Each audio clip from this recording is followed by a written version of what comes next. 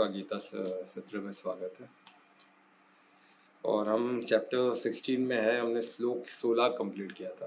तो 16 हमने देखा कि क्या उसमें बताया भी क्या चल रहा है, अधर्मियों के बारे में डिटेल में चल रहे हैं, वो क्या सोचते हैं, वो क्या करते हैं और उनका कैरेक्टर क्या है, सबसे इम्पोर्टेंट।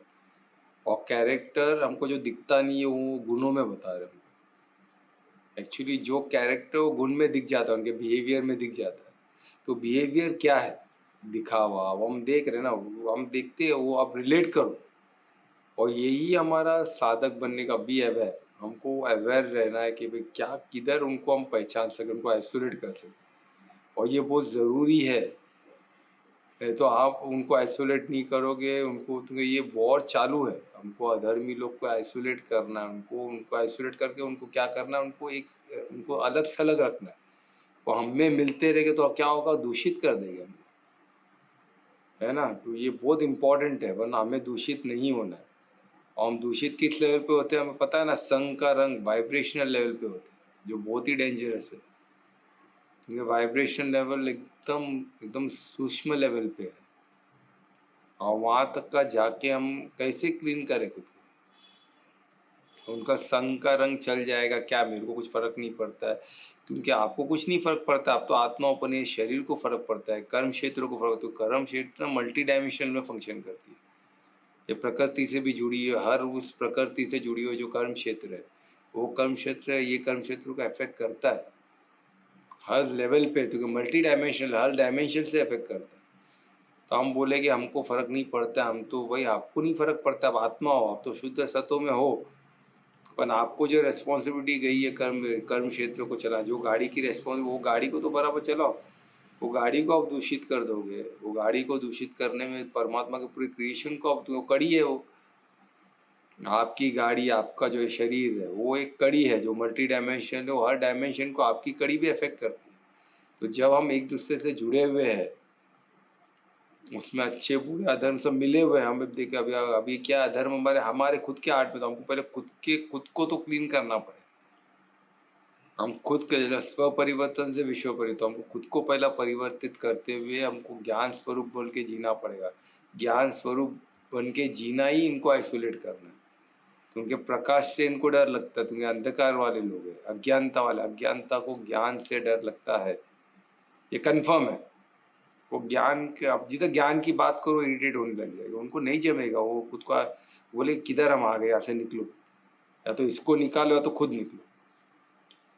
क्लियर हो, जिधर वो देख ले कि हम निकाल नहीं सकते तो खुद निकल जाएगी, या तो आपको निकाल देंगे। हमको उस बात का डर रहता है कहीं वो हमको हार्म कर रहे, हम हार्म नहीं कर देवे, कहीं कुछ कर ना देवे। तो ये डर जो है, ये डर हमको डुबा देता है। हालांकि सबसे ज्यादा डरपोक उन लोग ही होते हैं, क्योंकि उनका अस्तित्व कुछ है ही नहीं। जैसे अंधकार का कोई अस्तित्व नहीं है, वैसे अज्ञानता का कोई अस्तित्व नहीं है। तो जब ज्ञान प्रज्वलित होता है, तो उस उजाल में, उस बोलते ना ज्ञान की रोशनी में इन लोग नहीं टिक पाएंगे, तो सब कुछ स्पष्ट दिखता है ना, तो इन लोग भी टेंशन में आ जाते, तो उससे दूर दूर दूर होने लगते, तो उनको अंधकार चाहिए, अज्ञान चाहिए। तो ये चीज हमको अभी इससे हमको इतना अच्छे से समझा रहे थे कि अभी श्लोक 17 भी कितना अद्भुत होने वाला है। उसमें क्या, और उन लोग दिखावे के लिए क्या क्या करते हैं, खुद को, यानी खुद को सही दिखाने के लिए लोग किस हद तक जा सकते हैं, वो सब इसमें दिखा हुआ है। और हमको वो सब याद रख के हमको इनसे बचना है, क्योंकि गीता वाच एक कंप्लीट ज्ञान है, इसमें कि हर चीज हमारे लिए, ऐसा डूज एंड डोंट्स बोलते हैं ना, वो सब कुछ इसमें डूज एंड डोंट्स भी, यानी डूज आप क्या करना और क्या नहीं करना है, और कैसे उनसे बचना है वो भी दिखा है, सब कुछ एकदम क्लियर। क्या नहीं करना और कैसे खुद को बचाना, और कैसे खुद को गति किस तरफ रखना है, कैसे उड़ती कला में जाना है, सब सब टोटल इसमें। तो ये ज्ञान, इसको ऑपरेशनल ज्ञान, ऑपरेशनल कैसे बनाएगा, जब हम ज्ञान में आएंगे, स्व परिवर्तन से, जैसा हम बोलते हैं ना, ज्ञान को हम समझे। ज्ञान कब होता है, जब एक इंफॉर्मेशन को आपने खुद जिया और उसको अनुभव कर लिया, ये जीने से ये होता है, बस वो ज्ञान हो गया, तब तक वो ज्ञान है ही नहीं। तो अभी ये जो भी हम पढ़ रहे हैं ये सब इंफॉर्मेशन है, जितने हम इसको एक्सपेरिमेंटल है ना सब, तो जब इसको लाइफ में जिएंगे, उसकी तरह जीने देखेंगे, और उससे वाकई में ऐसा होता है क्या है, अगर नहीं होता तो क्या होता है, तो वो जो हम परखेंगे वो हमारा ज्ञान बढ़तेगा, ये करने से ये नहीं होता, या ऐसा करने से नहीं होता, वैसा करने से होता है, तो ये आपका ज्ञान हो गया। एक्सपेरिमेंटल जो अनुभव है ना, कुछ दो वन टू 1+1 2 होता है, जो 2 है जो आपने देख लिया कि ये होता है, वो ज्ञान है। इसलिए ज्ञान एक्सपेरिमेंटल है, बिगैर साधक बने वो ज्ञान है ही नहीं, इंफॉर्मेशन है, नॉलेज है, या किसी और का ज्ञान है, आपका नहीं। आपका कब बनेगा, जब आपको वो अनुभव हो जाएगा। इतना सरल है। तो अभी परमात्मा की मदद से हम इसको समझेंगे और इसको ज्ञान स्वरूप बन के जिए। दोनों हाथों को नमस्कार मुद्रा में लाए, हृदय के पास लंबी गहरी श्वास लें, हर श्वास को परमात्मा से जोड़े और पूर्ण समर्पण से अनन्य भक्ति से परमात्मा को याद करें, उन्हें धन्यवाद दें, उनके ज्ञान के लिए, उनके साथ के लिए, उनके ऐश्वर्य के लिए।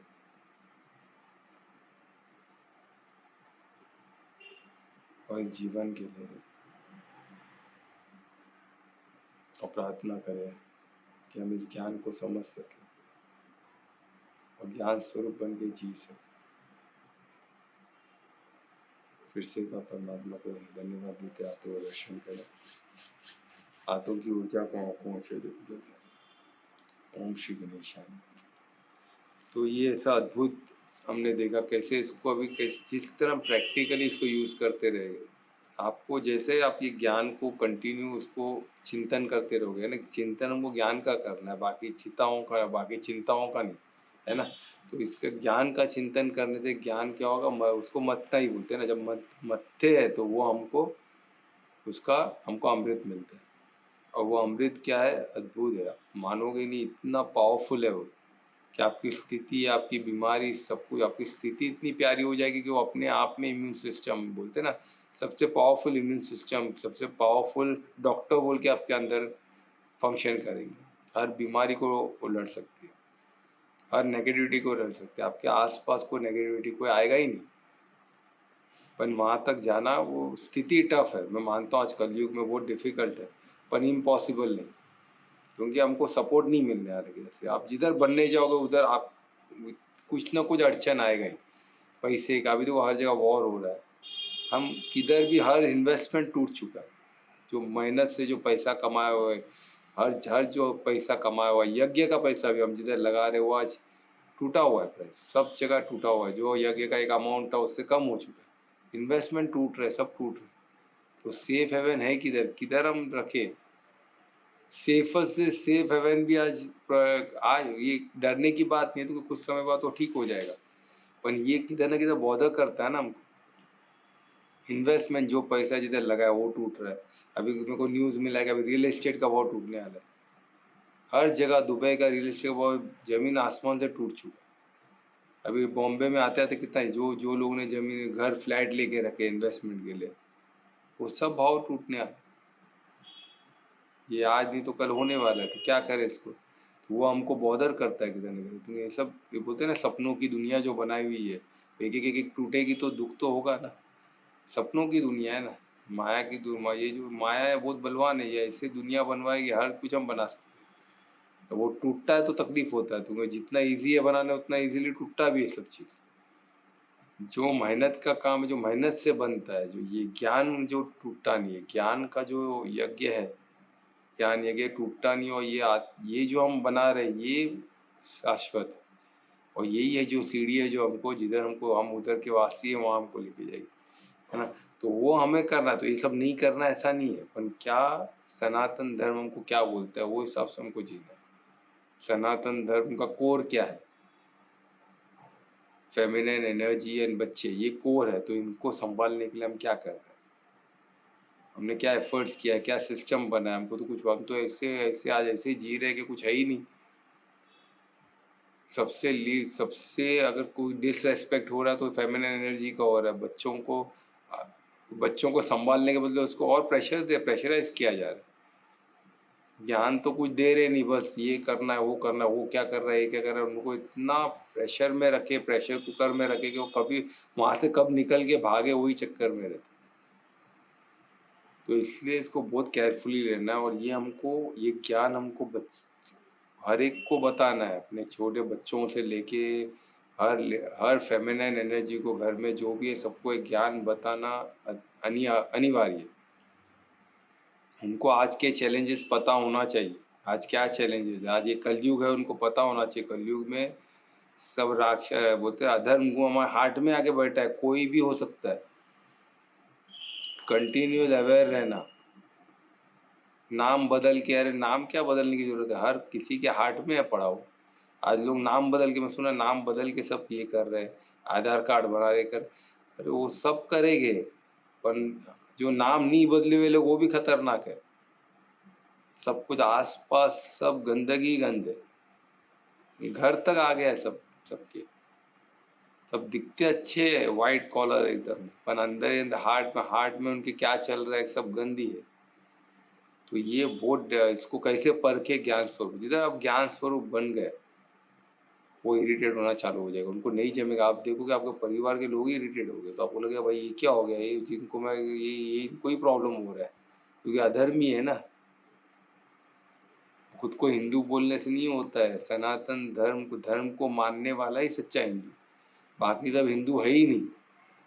बोलते हम सेक्युलर है, हम सबको साथ में लेके चलते हैं। अरे सबको साथ में, अधर्म को तो इन्हें साथ में लेके चलने का रहता है, सबसे बड़ा पाप हो गया हो। तो ये जब समझ जाएंगे कि राक्षस भाई रावण को साथ में लेके चलते, सीता बोलती थी क्या है ये तो ज्यादा है भाई, रावण का ज्यादा पैसा, तो साथ में लेके चलेगा, ओके नो प्रॉब्लम। तो चलता था क्या? नहीं चलता था ना। सीता माँ ने उनको रिजेक्ट किया, आउटरैक रिजेक्ट किया। अगर ओके क्या है सब, तो मैं तो वनवास में थी, अब इतने सोने के महल में आ गई, अभी क्या इसमें ताकत ज्यादा है तो इसके साथ, उसके बाद ताकत ज्यादा तो उसके साथ। ऐसी सोच, वो इसके पास पैसा है उसके साइड, जिसके पास पैसा है जिसके पास ताकत है उसके साइड। ऐसा नहीं होता है, अधर्म के साइड ही रहना पड़ता है।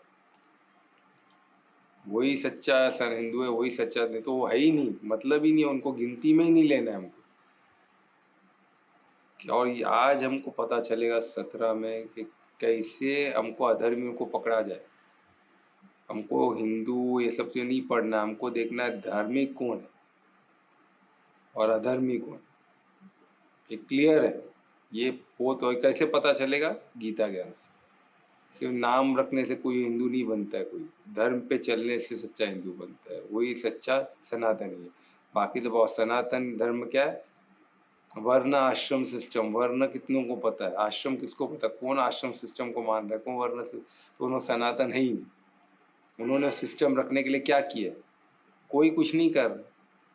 तो हमको ये सबको बताना होगा, सिर्फ सनातन सनातन बोलने से नहीं होता, आपने सिस्टम क्या रखा है ना। तो हमने श्लोक 16 चैप्टर 16 श्लोक 16 में देखा है कि कई चिंताओं में व्यस्त रहते, वो देखो हमेशा बिजी रहेंगे, कुछ ना कुछ मुझको ये करना है वो करना होगा। हमको लगता है वाह क्या मल्टी टैलेंटेड आदमी, एक साथ क्या क्या करने देख रहा है। अरे वो एक साथ वो इतने वासनाएं पाल रहा है, एक साथ बोलते ना क्या, आशा की, आशा पाशा यानी आशा की रस्सी, हर आशा की रस्सी तो खुद को बांध के रखा हुआ है, जकड़ के रखा हुआ है, इतने सारे चिंताओं में वो है, चिताओं में जल रहा है। पर हमको अच्छा लगता है, चैलेंजिंग पर इतने चैलेंज दिया हो, और उसमें क्या हुआ है वो, उसमें वो विघ्न है, अविघ्न है, यानी एकदम ही टेंशन एस्ट्रे है एकदम, यानी कंफ्यूज। वो हमको दिखाएगा मैं इतना काम कर रहा हूँ, ये कर रहा हूँ, वो कर रहा हूँ, वो कर रहा हूँ, सब आपको हर जो भी चीज देखेगा वो सब क्या है, वो सब उसके वासना है। पैसा कमाना है, फॉरेन जाना है, ये करना है, इसको करना है, उसको अपने वश में करना है, इसको अपने वश में करना है, बस यानी पूरे वासनाओं में ही पड़ा हो। अब इतने एक नहीं कहीं ऐसे वासना है, बंगलो लेना है, ये करना वो करना, आप देखो अनगिनत रहेगा, और सब क्या भौतिक, भौतिक ही रहेगा, कुछ भी उसका स्पिरिचुअल हो ही नहीं सकता। तो जो स्पिरिचुअल आदमी ऐसा फंसेगा नहीं ना, वो आशा की किरण में रहता है, और रस्सी में खुद को मान के नहीं रखता, वो आशा की किरण को ढूंढता है, आशा के रस्सियों को नहीं पकड़ के रखता। तो रस्सी क्या होगी? भौतिक होगी, है ना। और इसमें फिर क्या, और क्या उसमें क्या आता है? मोह में रहता है, मोहित हुआ रहता है। हमको लगता है कि वो मोह में वो दिखेगा, हम उसको पैशनेट बोलते हैं, वेरी पैशनेट अबाउट इट। अरे मोह में हो, ये जो नया जो मॉडल था, पैशनेट होना चाहिए आपको, हर चीज का पैशन होना चाहिए। पैशन किस चीज का होना चाहिए? पैशन अगर मोह है, वो एक आसक्ति है, तो खतरनाक है। आपको सिर्फ पैशन परमात्मा का, और किसका पैशन, किसी के बारे में पैशनेट होने की जरूरत ही नहीं, सिर्फ परमात्मा और परमात्मा का ऐश्वर्य बस। और ये शरीर क्या है, ये शरीर भी उनका है, हम उसके चालक है। तो हमको शरीर से बेस्ट जो हम कर सके वो करना है। ये शरीर का पहले ख्याल रखना है, क्योंकि ये हमारा नहीं है, हमारा ये क्या है, ये अमानत है परमात्मा की। और ये मल्टी डायमेंशनल है, ये खुद, ये इतना अद्भुत है। आप जब आप इसको एक आप सोचिए बॉडी मैं नहीं हूँ, ये बॉडी का मैं चालक हूँ, तो आप एक्सप्लोर करेंगे बॉडी को, बॉडी में क्या क्या पॉसिबिलिटीज है। अभी हम खुद को बॉडी समझते हैं, अरे मुझे मेरा बॉडी मालूम है, अरे क्या मालूम है, हमको कुछ भी नहीं पता है। हमारे बॉडी के बारे में हमको क्या पता है, एक कम खाते हो कैसे पचता है पता है, खून कैसे बनता है पता है, कुछ नहीं पता है ना। जो बड़े बड़े साइंटिस्ट बोलते हैं हम एक्सपर्ट है बायोलॉजी, बॉडी के फिजियोलॉजी, एनाटॉमी को सब हम जानते हैं, उन लोग भी 10% ही जानते हैं। जो जानते स्थूल को जानते, इसके जिसके जो बाकी डायमेंशन है उसके बारे में क्या जानते, कुछ नहीं जानते। 10% भी मुझे मुश्किल लगता है जानते हो, पर ऐसे दिखाएगा तो बहुत बड़े एक्सपर्ट है वो।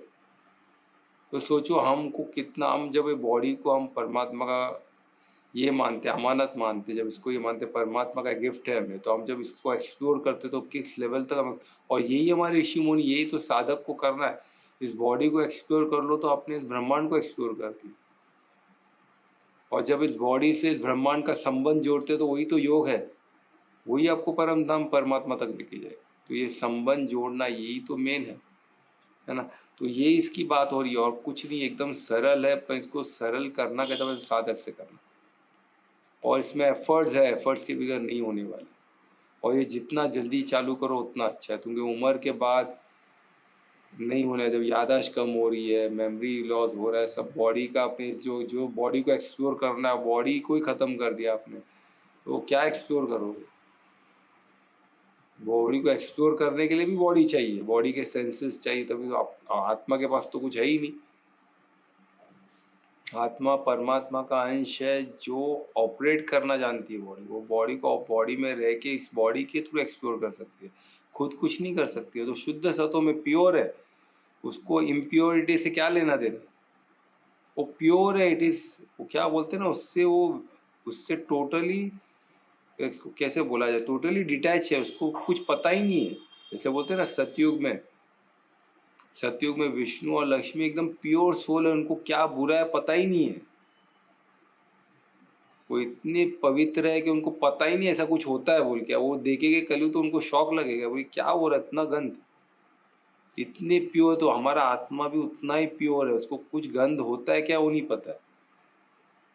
तो ये हम ये बॉडी में आके एक्सप्लोर कर सकते हैं ना, क्या सही है क्या गलत है। तो आत्मा को तो सब सही है, सब प्योर में ही है, वो प्योरिटी जानती है, वो शुद्ध सत्व में, उसको तो कुछ मालूम ही नहीं है गलत क्या है, ये क्या होता है, बॉम्ब क्या होता है, सब कोई लेना, कोई उसको हानि नहीं कर सकता है। तो एक क्रिएशन का ही खेल है। तो हमें क्रिएशन को बचाने के लिए हमारा रोल है, ये जो परमात्मा का क्रिएशन है उसके हमको सबसे इम्पोर्टेंट रोल है, तो मनुष्य, क्योंकि हम हमारे कर्म पे अधिकार, बाकी किसी को कर्म पे अधिकार। तो हम इस क्रिएशन को बचाने में बहुत ही इम्पोर्टेंट भूमिका निभा रहे, तो वो हमको देखना, तो उसके लिए हमको साधक बनना हो। तो इसमें क्या कर रहे भाई, मोह में, किसके मोह में, चाहिए चाहिए बस, ये चाहिए वो चाहिए, उसमें मोह में एकदम ग्रस्त है। और मोह में क्या होता, इसमें और मोह में क्या, वो घिरे हुए, वो जाल में, जब बोलते ना, जब मकड़ी की जाल में फंसे हुए, तो मकड़ी की जाल में फंसे हुए, एनवोल्प्ड, चारों तरफ से घिरे हुए, वो सब उनको लगता है मैं सबको पकड़ाऊं, फिर पकड़ने में इतने वो एनवोल्प्ड हो गए, इतने घिरे गए, घिर गए जाल में कि उसमें से निकल नहीं सकते, उनको लगता है इम्पॉसिबल। और वही हालत मैक्सिमम लोगों का आ जाए कभी, हमको लगता है यही तो दुनिया है, यही तो, इसमें से कहाँ जाओ, निकल ही नहीं सकते ना, सब तरफ से जाल लगा हुआ है, पूरा सब तरफ से परेशान है, परिवार ये वो, जाए तो जाए, उधर बॉम्ब चालू है, इधर कर्तव्य है, परिवार, ऑफिस, ये वो सब जालों में फंसे हुए, हम कहाँ जाए तो कहाँ कैसे निकले, कंफ्यूजन है। तो उधर आशा की किरण कहाँ से आएगी, परमात्मा की जो किरण है वही हमको बचा सकती है, उसको पकड़ना, यानी परमात्मा को पकड़ो। तो ये गीता ज्ञान से, जैसे ज्ञान की रोशनी आती है, तो रोशनी से ये जाल क्या है, कि हमको दिखता है, जो इतने बड़े बड़े जाल दिख रहे थे, तो यार बस बॉडी को टच है, तो बस झटका दे तो निकल जाएगी। तो बॉडी को पकड़े, मैं पकड़ के रखा, छोड़ दूं तो ऑटोमेटिक धीरे धीरे निकल जाएगी। क्या है, वो पकड़ नहीं सकता आपको, आप पकड़ के रखिए। तो ये लिए तो इसमें एकदम सिंपल है, तो एनवलप्ड है, और क्या है, आप ही एडिक्टेड हो इससे,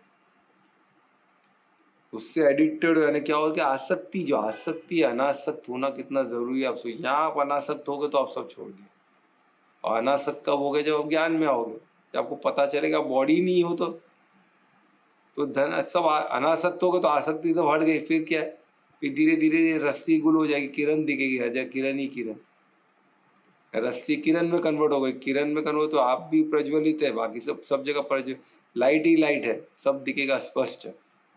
फिर क्या, चल के जाना है परम धाम, और क्या, एकदम आसान हो जाता है। तो वही इसमें बोला, और क्या है, और ये सब काय के लिए कर रहे नो, काम, काम भावासना, काम भोगने के लिए, बस और कुछ नहीं, अपने कामनाओं को पूर्ति, यानी इंद्र, अपने इंद्रियों की तृप्ति के बस, और कोई इनका, आप देखोगे जो भी चीज सब इंद्रिय तृप्ति ही रहेगा, और जिधर इंद्रिय तृप्ति के लिए सब कार्य हो रहा है, वो सीधा क्लियर लिखा है कि वो किधर है, पतन, वो पतन की तरफ है, पतन यानी पतन की तरफ है, डिसेंड हो रहा है, नर्क नीचे गिर रहे हैं, उनका ना फ्री फॉल है, किधर, नर्क में। क्लियर लिखा है, जो सिर्फ इंद्रिय तृप्ति के लिए कार्य कर रहा है, उसका पतन होना निश्चित है, कोई इसको नहीं बचा सकता। फ्री फॉल है एकदम, वैसा गिर, पतन यानी नीचे डिसेंड हो रहा है नीचे, वो खुद जा रहा है उधर, उसको ही नहीं पता, खुद फ्री फॉल गिर रहा है, किधर, नर्क में जा रहा है।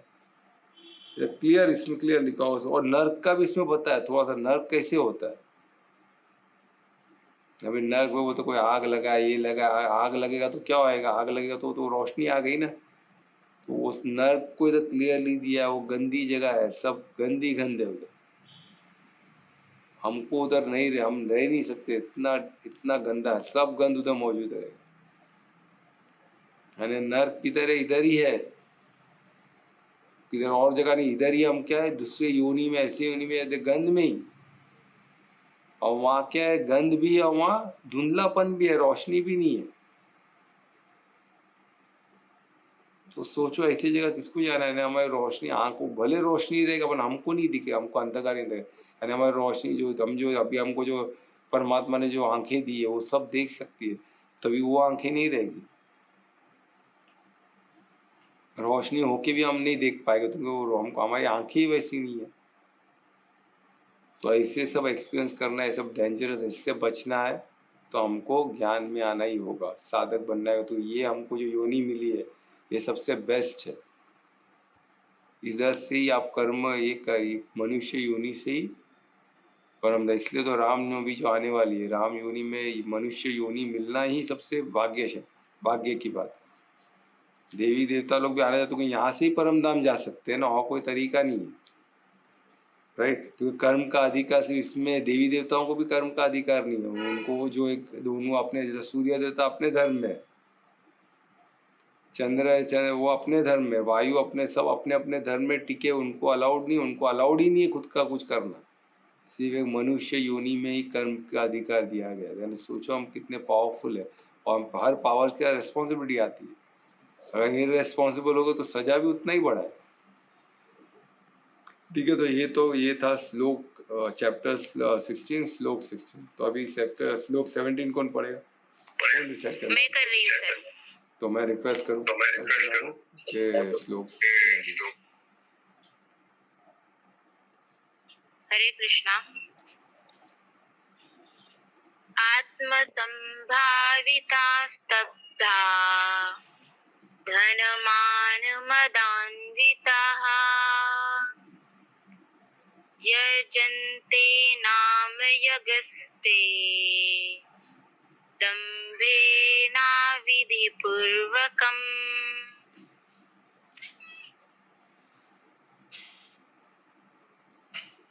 धन्यवाद कल्पना, बहुत अच्छा आपने डिसाइड किया। अब इसमें देखो कितना, इसमें हमको स्पष्ट हो जाएगा, जो दिखता है वैसा होता नहीं है, हम क्या सिर्फ आंखों के, स्थूल आंखों से जो देखते हैं उसको सच मान लेते हैं, है ना। इसमें अभी हमको क्लियर दिखेगा कि अभी के जो राक्षस गुण है, उनको कोई सर पे सिंह नहीं होने वाले, क्या हम उनको पहचान सके? क्या सर पे सिंग है, दो बड़े बड़े दांत है? ऐसे नहीं होने वाले। वो सब हम जैसे ही रहने वाले, शायद हमसे बेटर, हमसे ज़्यादा तरक्की में दिखने वाले, हमसे ज़्यादा खूबसूरत, हमसे ज़्यादा बलवान, हमसे ज़्यादा चैलेंजिंग, हमसे ज़्यादा तरक्की किए हुए लोग दिखने वाले। हो सकता है। वो ये सुख में मालूम पड़ रहा है, इतने डेंजरस बोलते ना, ये वॉर में, हम वॉर जोन में, परीक्षा की घड़ी एकदम बोलते ना सबसे टफेस्ट पेपर देने वाले हैं। ये मनुष्य में ये जो चैप्टर है, हमारा सबसे one of the toughest chapter, इसको पास होना है तो हमको अवेयर रहना, हमेशा कॉशियस रहना होगा, हमेशा अवेयर कि भाई कौन है, सबको धर्म अधर्म के चश्मे से ही देखना होगा, और कोई दूसरा चश्मा नहीं चलेगा। और दूसरा चश्मा कौन पहन लिए तो खत्म आप, फिर वो जिधर दुर्घटना घटना निश्चित है। फिर वहां से क्या उधर किधर भी हम फिसले तो जो गिरेंगे किधर गिरेंगे हमको नहीं पता, फिर वहां से फिर उठना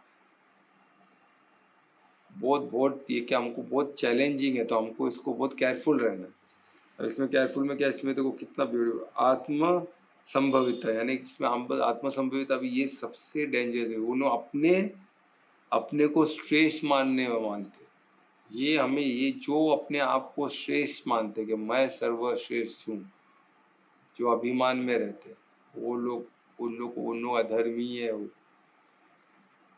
स्वयं को श्रेष्ठ मानना, देखो ये क्लियरली इसमें दिया है, श्लोक की शुरुआत ही उससे, तो उन लोग हमेशा खुद को श्रेष्ठ मानेंगे, हम किसी से कम नहीं, उनका यही रहता है हम उससे श्रेष्ठ, हम सबसे श्रेष्ठ। देखो जो भी ये बोल दिए कि मैं हम लोग का कम्युनिटी सबसे श्रेष्ठ है, अधर्मी, मैं सबसे श्रेष्ठ हूँ, अधर्मी, मेरा परिवार सबसे श्रेष्ठ है, अधर्मी, हम है, बाकी पानी कम है, अधर्मी। ये सब अधर्म के लक्षण है, क्योंकि हमको क्या, ये धर्म मल्टी डायमेंशनल है। धर्म आपको हर जगह में, वो हर जगह में, हर इवेंट में, हर व्यक्ति के साथ आपका धर्म चेंज होते रहता है। आप कोई पुत्र हो, आप कभी डॉक्टर हो, आप कभी आपके प्रोफेशन में हो, आप कभी आपके बोलते हैं ना आपका व्यक्तिगत रिलेशन में, आप आपके बच्चे के साथ हो, आपके वाइफ के साथ हो, सब जगह धर्म आपका धर्म चेंज होते रहता है। तो सब जगह आप एक जैसे नहीं रह सकते हो, बहुत मल्टी डायमेंशन है, तो आपको और इवेंट के हिसाब से ही बदलता है। आप कौन से वर्ण में उसके हिसाब से आप कौन से आश्रम में उसके हिसाब से भी बदलता है, और उस समय कौन है क्या स्थिति में उससे भी बदलता है। तो ये सोचो इतना डायमेंशनल है, इतना मल्टी डायमेंशनल, उसमें आप कैजुअली लेके कैसे काम चले, मैं तो ऐसे ही हूँ भाई, कोई भी है मैं तो ऐसे ही रहता हूँ, कट टू कट, यानी आप खुद अधर्मी हो गए, तो वही तो घमंड है, खुद को श्रेष्ठ समझना, मैं जो करता हूँ सही। तो ये जो है ये गड़बड़ है, क्योंकि हम तो करता ही नहीं, करता तो परमात्मा, और धर्म ही श्रेष्ठ है, और जो धर्म में चलता है वही श्रेष्ठ है, बाकी कोई श्रेष्ठ नहीं। अगर आप धार्मिक हो, धर्म पे चलते हो, तो आप श्रेष्ठ हो, क्योंकि आप परमार्थ के राह पे चल रहे हो। आप क्यों श्रेष्ठ हो, क्योंकि राह श्रेष्ठ है, आप वो राह में होने से आपकी श्रेष्ठता है, आप धर्म में होने से आपकी श्रेष्ठता है। अगर आप धर्म में नहीं हो तो आपकी श्रेष्ठता नहीं है, आपको वो खत्म हो गई। तो कोई ये तो नहीं बोलता है कि मैं धर्म में हूँ, धर्म को रिलीजन समझ के बैठे, सबसे बड़े मूर्खता वही है। धर्म रिलीजन नहीं है, ये सबसे पहले हर जगह देखो धर्म धर्म धर्म, हमारा धर्म इसका धर्म है, हमारा धर्म इसका धर्म, क्या धर्म धर्म होता है, बाकी सब अधर्म है। तो ये क्लियर हो, ये जब तक क्लियर नहीं, हमको जो भी धर्म को रिलीजन बोले उसको उधर का उधर रोकने का। एक्सक्यूज मी सर, पहली बात तो धर्म को, वो धर्म शब्द मत यूज करो, बहुत प्योर शब्द, बहुत पावरफुल शब्द है। आपने धर्म को ही उसको समझे नहीं तो फिर आपको क्या समझे हम। तो पहले धर्म को तो समझो, धर्म क्या है आपको क्लियर है क्या नहीं है, तो मैं बताता हूँ धर्म यानी क्या होता है, रिलीजन नहीं है, पहले वो क्लियर करना है, नहीं तो इसको जरा धर्म शब्द को बाहर रोको, तो बहुत कंफ्यूजन क्रिएट हो चुका है दुनिया में, और इसको कंफ्यूजन कम बात पाते आप रिलीजन जाति पाति क्या बात करो, कास्ट क्रीड का बात करो, ये शब्द है ना, उसके लिए और भी शब्द, तो धर्म को यूज करने का क्या मतलब है, जाति है, रिलीजन है, अनगिनत शब्द है, उसको यूज करो, धर्म को बीच में लाने की क्या जरूरत है, वो क्लियर बोलना। तो ये जो होते ना खुद को श्रेष्ठ मानने वाले लोग, ये क्लियर, यानी ये कौन है, ये राक्षस गुण वाले। अभी वो सब खुद को श्रेष्ठ मानते और घमंड में रहते, घमंड में चूर रहते, आपको उनकी आंखों में, आपको उनको बिहेवियर में घमंड दिखेगा। 100% दिखा, स्टबर्न, एकदम स्टबर्न, उनको नहीं समझा सकते, वो अपने इसमें मस्त, कितना भी आप बोलो, हर रोज मिलते हैं मुझे, जिधर भी आपने दुखती रख, जिधर भी ज्ञान का बात किया उनको झटका लगना निश्चित। जिधर भी आप ज्ञान का बात मत करो, ज्ञान को छोड़ के सब फालतू बात करो, दे आर कंफर्टेबल। मार्केट में क्या हो रहा है, शहर में क्या हो रहा है, अमिताभ क्या कर रहा है, हीरोइन लोग क्या कर रहे हैं, हीरो को क्या कर रहे हैं, सब चलेगा उनको, सब जाति पाति का बात सब चलेगा। जिधर आपने धर्म का बात किया, ज्ञान स्वरूप बन गए, उनको झटका लगना चाहिए। अरे ऐसा तो ही ना होता है, आप कौन से जमाने में पहुंच गए, ऐसा बात मत करो, ये ऐसा तो ही ना होता है, वो भी तो इंसान है, ये भी तो इंसान है, करना ही पड़ेगा ना, तो ना चलेगा। यानी खुद को प्रोटेक्ट करने लग जाते, उनको उनको कंफर्टेबल नहीं रह पाते, क्योंकि वो अपने घमंड में रहते हैं, और घमंड सबसे बड़ी निशानी है अधर्म की। सब किसी भी चीज का घमंड, घमंड घमंड होता है, उसमें क्या है, परिशुद्ध प्रेम तो है ही नहीं। जो साधक होगा, जो धर्म में रहेगा, वो परिशुद्ध प्रेम से रहे, तो करुण ज्ञान स्वरूप बन के रहेगा, तो उसको मालूम है उसकी शक्ति ही ज्ञान है। तो ज्ञान की शक्ति से हम भक्ति तक पहुंच सकते हैं, जो सबसे श्रेष्ठ सर्वश्रेष्ठ है। भक्ति अन्य पूर्ण समर्पण, अनन्य भक्ति, वहां तक पहुंचने ज्ञान के बिना कैसे पहुंचेगी, है ना। तो ज्ञान हमको मत, तो ज्ञान की शक्ति को समझो, समझता है, वो कभी घमंड में नहीं रहेगा, पॉसिबल ही नहीं, है ना। तो ये तो ये घमंड में रहेगा, घमंड में रह के क्या करेगा, धन, धन की झूठी प्रतिष्ठा,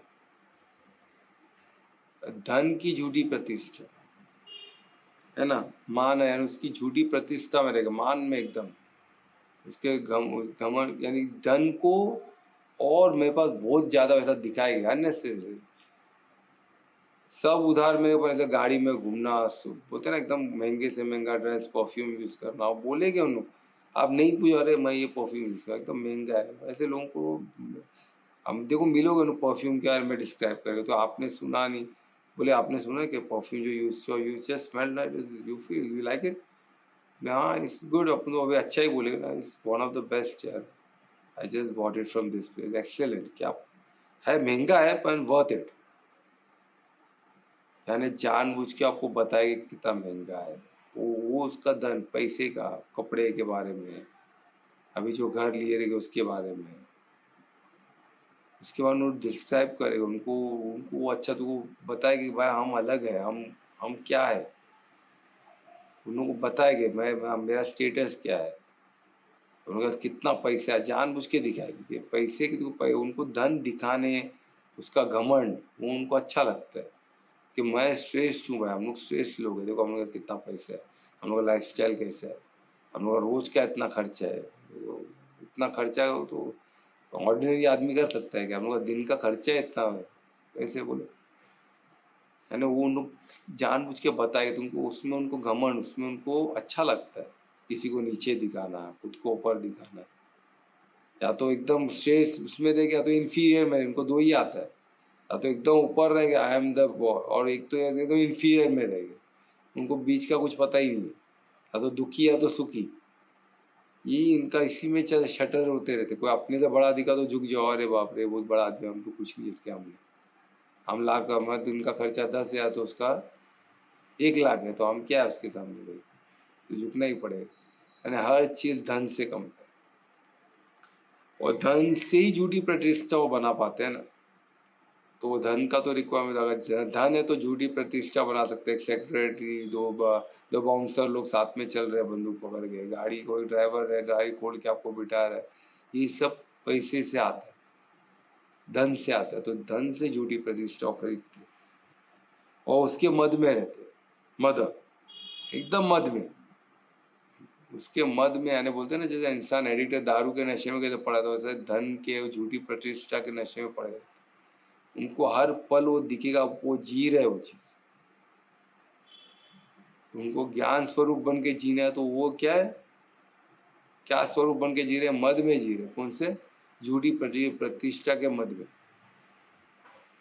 अभी इसमें झूठ के वो क्या कर रहे हैं, अभी सोचो, इसमें वो लीन रहते, अभी इसमें झूठी प्रतिष्ठा में वो क्या है, लीन हो गए, धन, उनमें मद है और लीन है टोटली। लीन होना है ना उसमें टोटली फुल, ऐसा नहीं कि कुछ आधा आधा भरा हुआ, ऐसा नहीं, फुल फुल भरा हुआ, फुल नशे में शूर है, थोड़ा भी जगह नहीं कुछ आ सकेगी। इसलिए हम उनको ज्ञान बताए, उनको समझ में, क्योंकि भरपूर है ना वो, अज्ञानता से इतना भरपूर है, वो इतने नशे में इतने भरपूर है कि उनको दूसरा कुछ है ही नहीं, जगह ही नहीं, तो कहाँ आप डालोगे? कितना भी उनको आप समझो उनकी समझ में, तो वो लीन है एकदम, भरे हुए है, भरपूर है। उन लोग नेगेटिविटी इतना भर चुका है कि उधर किसी के लिए जगह ही नहीं है, बिल्कुल इतना अंश मात्र भी जगह नहीं, पूरा खचाखच भरा हो, एकदम लीन है उसमें। और लीन होके करते क्या हो? यजनते यानी यज्ञ करते। सोचो अभी, वो यज्ञ करते, लीन होके क्या करते हैं? घमंड में यज्ञ करते। और यज्ञ कैसे? यज्ञ किसको बोलते हैं? द्रव्य यज्ञ, बड़े बड़े यज्ञ। उन्होंने इतने बड़े दिखावे की दुनिया, उनके बोलते ना, बड़े बड़े यज्ञ करेंगे, बड़े बड़े पार्टी रखेंगे, बड़े बड़े लोगों को बुलाएंगे, बोलते ना सब एकदम इससे लेवल पे करेंगे, लोगों को दिखे कि भाई मैं कौन। यज्ञ कौन सा यज्ञ? जो एडवर्टाइजमेंट यानी बड़े चढ़ा के दिखाने वाला ये द्रव्य, द्रव्य से भरपूर, लाइटिंग ये वो सब, बाहर बेंचो सुबह से लेके, और लाउड स्पीकर, बड़े बड़े लाउड स्पीकर जबरदस्ती चल रहे, आजू बाजू की बिल्डिंग में कोई न लेना न देना, फिर भी चल रहा है, क्यों? लोगों को मालूम पड़ना चाहिए कुछ है। आते आते लोग सब पलट पड़ गए, भाई क्या हो रहा है, इतना लाउड स्पीकर लगा है, क्या है, लाइट वाइट इतना लगा है, क्या है? वही झूठी प्रतिष्ठा उसमें। और ये क्या द्रव्य है सब,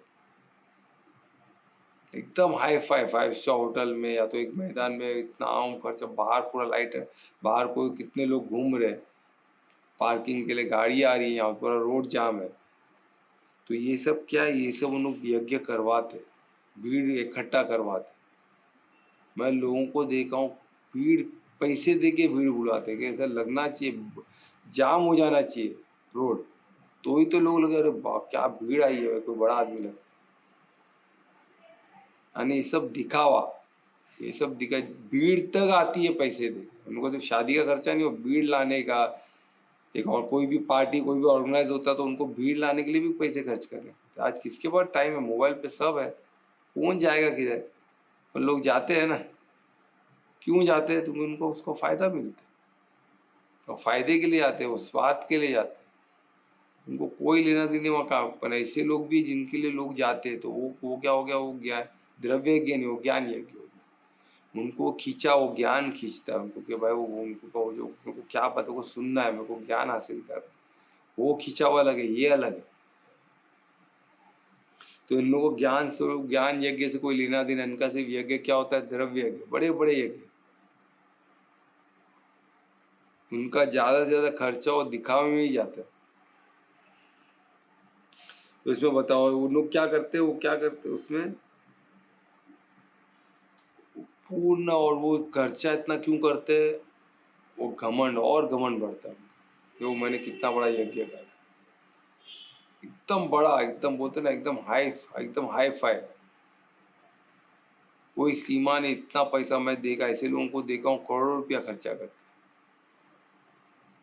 लाखों नहीं करोड़ों, और सब ब्लैक का पैसा। तो जिनके पास ब्लैक का पैसा, वो कहाँ रखेगी, कहाँ ऐसे पैसे को? तो इसमें खर्चा करो और नाम कमाओ, तो और धन आता है। जितना जितना धन उतना घमंड, और जितना घमंड उतना धन। ये कलयुग है, सब उल्टा है। तो बोलेगा अरे तो ऐसा, तो थोड़ा कमा लेते, क्या उसमें बांधता? उसमें बांधा ये कि आप अधर्म का, आपका खाता, कर्म का खाता गड़बड़ हो रहा है ना। कार्मिक अकाउंट जो सबसे इम्पोर्टेंट अकाउंट है, वही अगर इम्बैलेंस है, तो आप आगे क्या होगा? कहते कर्म का खाता बहुत इंपॉर्टेंट है, वो भाव और उद्देश्य होता है, याद रखो। भाव क्या है आपके, और उद्देश्य क्या है, ये कभी भूलना नहीं। और उसी कर्म खाते की बात है, तो वो क्या हो गया? अभी ये क्या है? ये वो घमंड बढ़ता, और इसके लिए करते, और दिखावे के लिए, और ये चीज उनको और पैसा भी लाता है, पैसा भी आता है। अभी जैसे दिखा हुआ है, तो कोई करोड़पति जा रहा है, तो बोले भाई क्या जा देखे क्या हो रहा है, कौन है, उनका इंक्वायरी करता है, उनसे वो भी रिश्ता लगना चाहता है। तो इससे सब पैसे वाले एक साथ आप एक सिंपल रूल बताया, एक ने मेरे को बताया था, तेरे पास 100 करोड़पति तेरे कांटेक्ट में है जो तेरे को मानते हैं, तू खुद करोड़पति बन जाए। सिर्फ संग का रंग चढ़ता है। संग अगर आपके करोड़पति के तो आप करोड़पति, आपका संग अगर सब ज्ञानी है तो आप ज्ञानी, आपका अगर संग टेररिस्ट है तो आप टेररिस्ट, अगर आपका संग बेवकूफ है तो आप भी बेवकूफ रहोगे। संग का रंग चढ़ता ही है। ये कोई जो मैं ऐसे लोग कोई देखो जो अगर आपका संग पूरे अगर सब इसमें है, व्यसन में है कोई, तो आप भी व्यसन में होने के चांसेस बढ़ जाते। संग का रंग इस लेवल तक चढ़ता है। आप बोलेगे नहीं मैं तो संग में मैं खुद को कंट्रोल कर सकता हूँ। हम कुछ नहीं कर सकते। हमारा जो कर्म क्षेत्र है मल्टी डायमेंशन, सूक्ष्म वाइब्रेशन का उस पर इफेक्ट पड़ता है, सूक्ष्म लेवल पे पड़ता है, फिर वही फिजिकली दिखता है कुछ दिन के बाद। हमारी शक्ति पे, अगर हम शक्ति, हमारी बॉडी में उतनी शक्ति है तो थोड़ा लेट आएगा, तो तुरंत दिख जाएगा एक दिन में, तुरंत कुछ घंटों में दिख जाएगा। किसी को अनईजी लगता है, सर दुखता है, ये सब क्या निशानी है? तुमको कुछ तो एक वाइब्रेशन गया अंदर, या तो कुछ तो वाइब्रेशन आपसे बाहर निकला, वो सब फील होता है, उसको साधक बोल के फील किया। तो कंटिन्यूस घमंड में रहता है। और विधि और ये जो इसमें जो बताओ कंटिन्यू घमंड में रह के वो क्या करता है, जो भी यज्ञ करता है उसमें ज्ञान यज्ञ मिसिंग रहता है। वो सिर्फ नाम के लिए करता है, बस सिर्फ माँ, उसमें कोई उसका वैसा कोई बोलते ना मकसद ही नहीं है कोई, सिर्फ नाम मात्र के लिए बस ऐसे वो कर लेते, क्या थोड़ा नाम हो जाए अपना सोसाइटी में, अपने संबंधियों में नाम हो जाए कि इतना बड़ा यज्ञ किया था, वो धार्मिक इंसान है, तो कैसे बड़े बड़े यज्ञ करवाता है, कितने लोग को भोग चढ़ाया, कितने लोग आके कितना अन्नदान किया, ये किया वो किया ना, बहुत बड़ी बड़ी बात है। क्या होता है सब द्रव्य यज्ञ में, पर अंदर से वो क्या इंसान है, खोखला, वो पूरा धर्मी,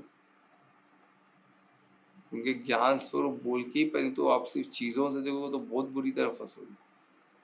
और ये सब मैं ऑर्डिनरी लोगों की बात नहीं करूँगी जो बेस्ट से बेस्ट जगह पे रहते हैं, पैसे का कोई कमी नहीं है, ऐसे लोगों की बात होगी। उन लोग तुरंत दिख जाएगा आपको, सिर्फ ज्ञान स्वरूप बोलो तुरंत आपको लगेगा इतना बड़ा इंसान कितना अधर्मी है, आप हिल जाओ।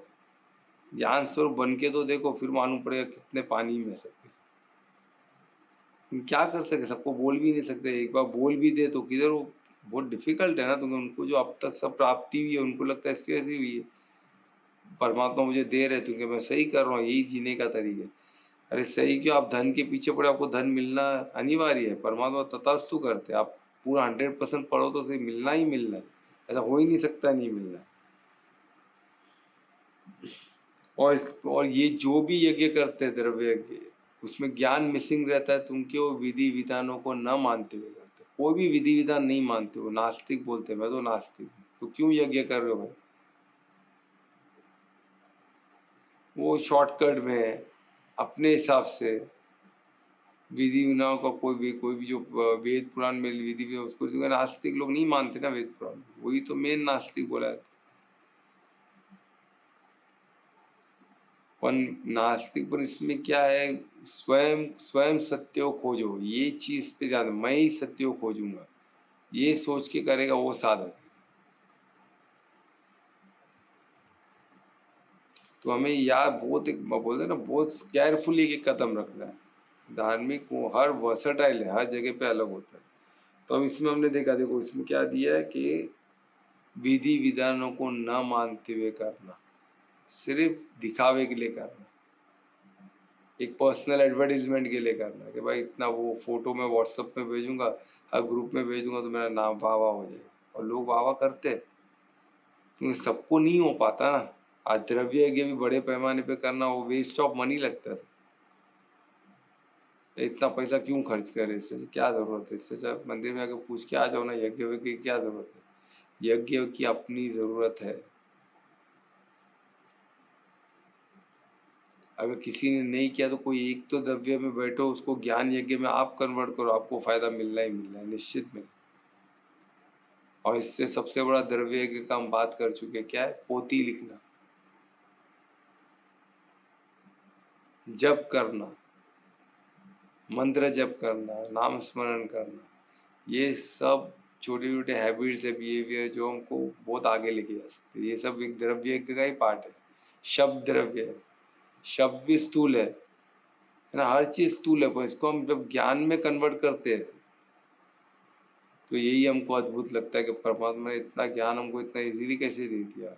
हमने तो कभी सुना नहीं था, तो ये अचानक इतना पावरफुल आया किधर से? ये सब परमात्मा का ऐश्वर्य जब स्पष्ट दिखता है तो सब क्लियर हो जाता है। लोग बोलते हैं ना द्रव्य कितना ग्रैंड है उससे इम्पोर्टेंट नहीं है। आज हम देखो 5 स्टार होटल में लोग बड़ा बड़ा ग्राउंड बुक करते हैं, बहुत कुछ करते हैं। आज ऐसे नहीं है कि बहुत जन बहुत कुछ करते भी है, दान सब यज्ञ के लिए कुछ पैसा, खाना पीना सब मैं दूंगा, लो पैसा। वो द्रव्य में उनका फोकस है। और जब कुछ भी ऐसा बड़ा दान हो तो खुद के हाथों से बांटेंगे, वो फोटो खिंचाएंगे, वो फेसबुक में अपलोड होगा, इंस्टा में अपलोड होगा। तो ये सब चीजें क्या दिखाता है कि अभी भी आसक्ति है कि मेरे को ये चाहिए, वो चाहिए, फोटो हर जगह छपे। तो ये चीज को हमको क्या करना है? हमको ऐसे द्रव्य से बचना है। द्रव्य नहीं करना ऐसे नहीं है, उसको द्रव्य करना ही है। द्रव्य से हमारा मन शांत होता है, हमको एक दिशा मिलती है, और हमारी तभी दशा कितनी प्यारी होती है, स्थिति कितनी प्यारी होती है।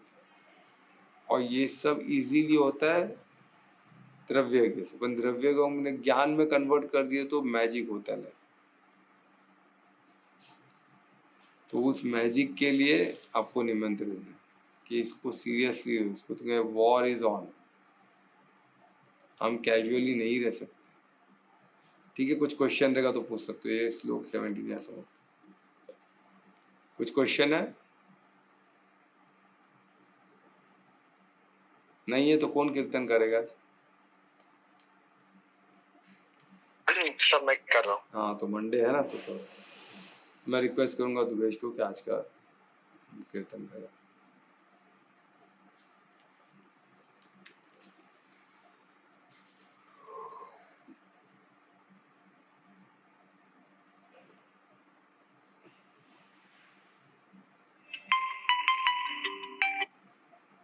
पार्वती पल्लवम अष्टकम।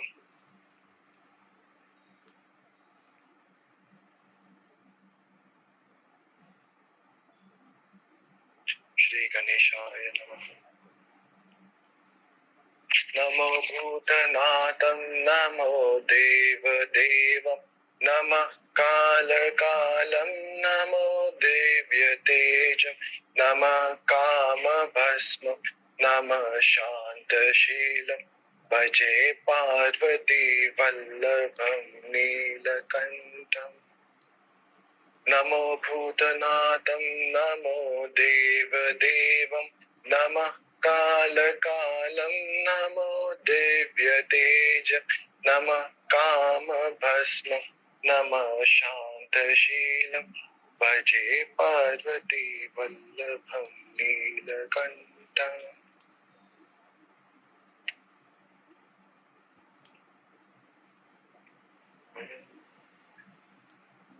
सदातीत सिद्धं सदा भक्तरक्षं सदा सेव्यपूजं सदा शूरभस्मं सदा ध्यानयुक्तं सदा ज्ञानदल्पं भजे पार्वती वल्लभं नीलकण्ठम्।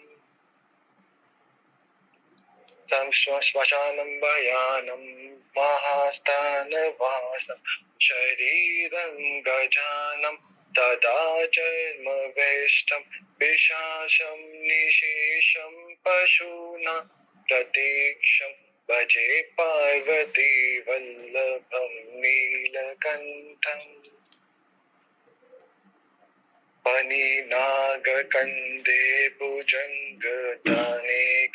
जले रुद्रमालं महावीरशूरं कदिव्याघ्रशर्मं चिताभस्मलेपं भजे पार्वती वल्लभं नीलकण्ठम्। शिरा शुद्ध गंगा शिवम वाम भागम विया दीर्घ केशम सदा माम त्रिनेत्रम फणी नाग कर्णम सदा बालचंद्रम भजे पार्वती वल्लभं नीलकंठम करे शूलधरं महाकष्टनाशं सुरेशं वरेशं महेशं जनेशं तनुचारु इवं तजेशं गिरीशं भजे पार्वती वल्लभं नीलकण्ठम् उदासं सुधासं सुव्रैलाशवासं धरानिधरं संश्रितं यति देवम् अजाहेमकल्पं द्रुमकल्पशेवं भजे पार्वती वल्लभं नीलकण्ठम्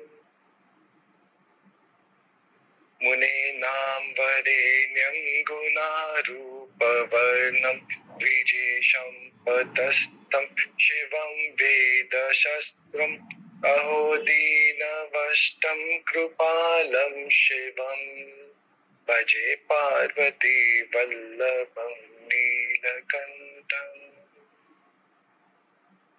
सदा भावनादं सदा सेव्यमानं सदा भक्तिदेवं सदा पूज्यमानं महामया तीर्थं वासं सदा शिवमेकं भजे पार्वती वल्लभं नीलकण्ठम् नमो भूतनाथं नमो देवदेवं नमः कालकालं नमो दिव्यतेजं नमः कामभस्मं नमः शान्तशीलं भजे पार्वती वल्लभं नीलकण्ठम् भजे पार्वती वल्लभं नीलकण्ठम् सांब सदाशिव शंभो शंकर शरणं मे तव चरणं हर हर महादेव ओम नमः पार्वती पते हर हर महादेव। हर हर महादेव। बहुत अच्छे दुर्गेश, आज सोमवार को आपने बहुत अच्छा कीर्तन किया, उसके लिए धन्यवाद। महामंत्र भी करोगे?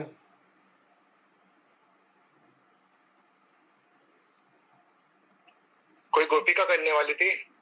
मुझे नहीं पता, बात हुआ था कौन हाँ कर? धन्यवाद। हाँ करो करो करो, तो मैं रिक्वेस्ट करूँगा कि आज का कीर्तन।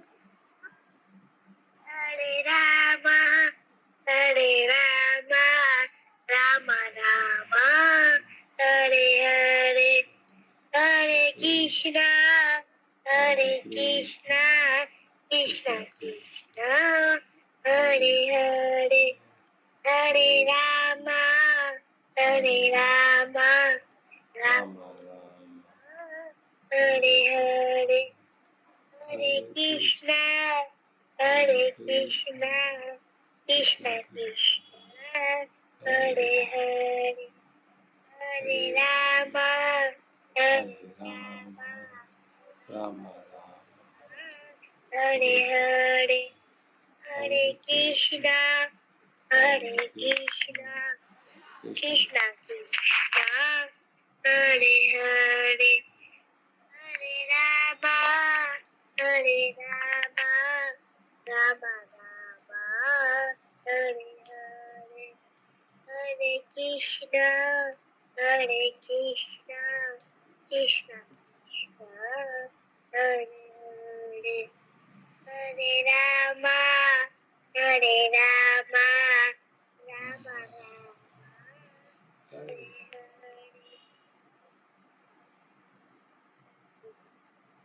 हरे कृष्णा। हरे कृष्ण। बहुत अच्छे छोटी गोपिका, क्या नाम है गोपिका का? भारत। अरे बहुत बहुत प्यारा नाम है। थैंक यू, धन्यवाद गोपिका, इतना प्यारे कीर्तन के लिए। आपका मंगल ही मंगल हो। ठीक है, धन्यवाद। तो ये इस प्यारे कीर्तन या आज प्यारे महामंत्र के साथ आज का सेशन यहाँ ही समाप्त करते हैं। फिर कल मिलेंगे नए श्लोक के साथ। तो सबको आमंत्रित है। धन्यवाद। शुभ रात्रि। सबका मंगल हो। धन्यवाद। धन्यवाद सर। शुभ रात्रि सभी को। राधे राधे। राधे राधे।